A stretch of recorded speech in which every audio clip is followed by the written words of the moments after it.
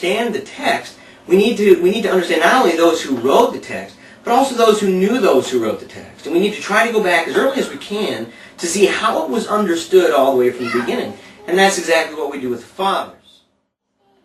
We have Tertullian here in the 2nd century. Okay, you can still hear the echo of Paul's words from an amphitheater. He says this, quote, "The faithful wife will pray for the soul of her deceased husband." He goes on and says, "And if she fails to do so, she has repudiated her husband as far as in her lives." Now those are pretty strong words. If you fail to pray for your husband, okay, after he had died, then you've repudiated your husband. Those are pretty strong words. St. Cyril of Jerusalem in the 4th century, he says this, quote, "We commemorate the Holy Fathers and Bishops and all who have fallen asleep from amongst us, believing that the supplications which we present will be of great assistance to their souls." So even here he's talking about how the prayers of the faithful on this side of life can benefit the souls of those on the other side of life, that they would be somewhere, whether a place or an estate, between heaven and hell in a state of purgation. He goes on further to say this, "We, in offering up a crown of prayers on behalf of those who have fallen asleep, will obtain for them forgiveness through the merits of Christ." Now, if this isn't the practice of prayer on behalf of the dead who are not in heaven but yet are faithful and not going to hell, I don't know what would be. St. Ephraim says this, quote, "The dead are benefited by the prayers of the living saints." Okay, pretty clear. St. Chrysostom, he says this, and this is, I think this is really interesting that Chrysostom would say this. "It was not without good reason ordained by the apostles that mention should be made of the dead in the tremendous mysteries." Okay, and here he's talking about the mysteries of the sacraments. "Because they knew well that they," okay, the people who had passed away, "would receive great benefit from it."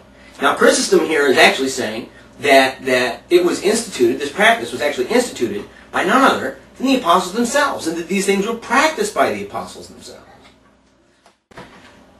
Lastly, one thing that we do that Protestants are often confused by is we take great pride in liturgy, and we see within liturgy traditions and doctrines that have been passed down all the way from the apostles.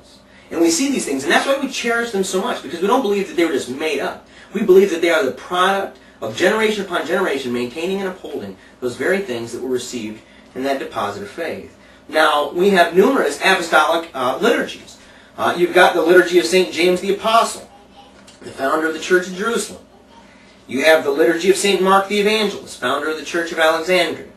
And of course, you have the liturgy of St. Peter, who established the Mother Church in Rome.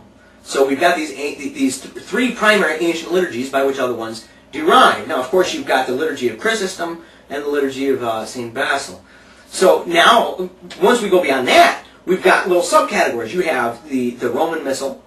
You have within Eastern Catholicism, you have the Armenians, you have the Chaldeans, you have the Coptics, you have the Marianites, the Syriacs, and the Melkites. And each and every one of these all contain elements where they pray for those who are the faithful departed. Now, they not only pray to ask for their intercession, they not only invoke saints that they would pray for us, but we're praying for those who have departed, that they would receive the merits of our prayers and the sacrifice of the Mass, and that that would be applied to them, and that it would benefit them during this intermediate state of purgation.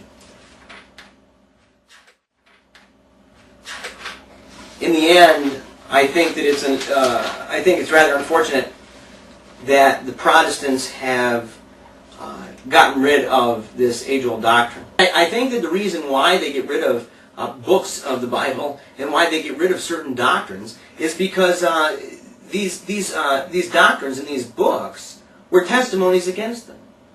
These were literally hostile witnesses against their cause.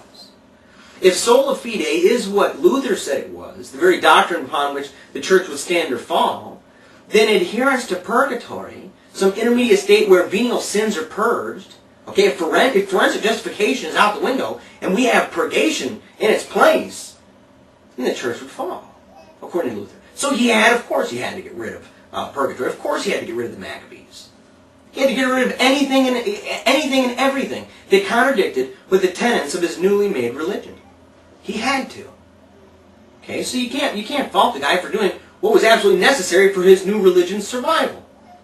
But I think it's rather unfortunate, and I think that if Protestants want to be biblical, if Protestants truly want to say that they want to go back to the apostolic faith as it was in the beginning, then they would not only maintain the books of the Bible that are currently not in their binding, but furthermore, I think that they would also maintain doctrines, specifically in this instance, the doctrine of purgatory, that they would maintain and adhere and advance that doctrine within their own theology.